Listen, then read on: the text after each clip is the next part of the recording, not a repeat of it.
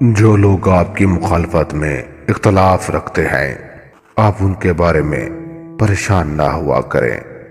پریشان تو ان لوگوں کو ہونا چاہیے جو آپ سے اختلافات رکھتے ہیں، کیونکہ ان کو یہ بتانے کی جرات نہیں ہوتی۔ اگر امن چاہتے ہو تو گمنامی کو پسند کرو، کیونکہ ناموری آپ کو امن نہیں دے سکتی۔ اگر کسی کے اوپر تنقید کرنی ہے تو اصلاح کی خاطر کی جائے تو وہ قابل احترام ہے۔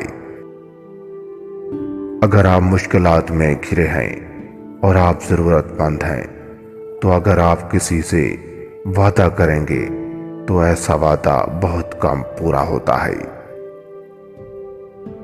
اگر کوئی کام کرنا ہے تو اس کو بہتر سے بہتر طریقے سے سر انجام دو، کیونکہ لوگ یہ نہیں پوچھیں گے کہ کس طرح کام کیا ہے، کتنا وقت لگا ہے۔ لوگ آپ کے کام کو دیکھ کر آپ کی تعریف کریں گے اور آپ کے کام کو سراہیں گے۔ یہ ہماری آنکھیں نہیں بلکہ دوسروں کی آنکھیں ہیں جو ہمیں دیکھتی ہیں اور ہمیں برباد کرتی ہیں۔ اگر سوائے آپ کے باقی دنیا کے تمام لوگ اندھے ہوتے تو آپ کبھی بھی نئے کپڑے، نئے جوتے اور اپنے آپ کو حسین و جمیل نہ بنانے کی کوشش کرتے۔ تین چیزوں کو ختم کر دیتی ہیں۔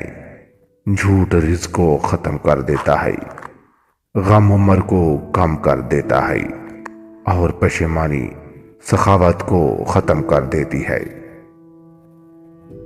اگر پاؤں پھسل جائے تو اس کو پھسلنے دو، لیکن اگر زبان پھسل جائے تو ایسا کبھی مت ہونے دینا، کیونکہ اگر پاؤں پھسل جائے تو جسم پر چوٹ آتی ہے، اور اگر زبان پھسل جائے تو کردار پر انگلی اٹھائی جاتی ہے۔ انسان کو پہلی ناکامی سے نہیں گھبرانا چاہیے، کیونکہ یہی وہ اصل سیڑھی ہوتی ہے جو اس کو کامیابی کی طرف لے جاتی ہے۔ سکھ اور خوشیاں ایک ایسی خوشبو ہیں جسے آپ لوگوں پر جتنا بانٹو گے اتنا ہی آپ زیادہ مہکو گے۔ انسان بنا تو مٹی کا ہے، لیکن فطرت اس کی پانی جیسی ہے، جس رنگ میں ڈال دو وہی رنگ اختیار کر لیتا ہے۔ اگر بگڑ جائے تو سیلاب بن کر ہر چیز کو تباہ کر دے، اگر سدھر جائے تو دور دور تک سبزہ بکھیر دے۔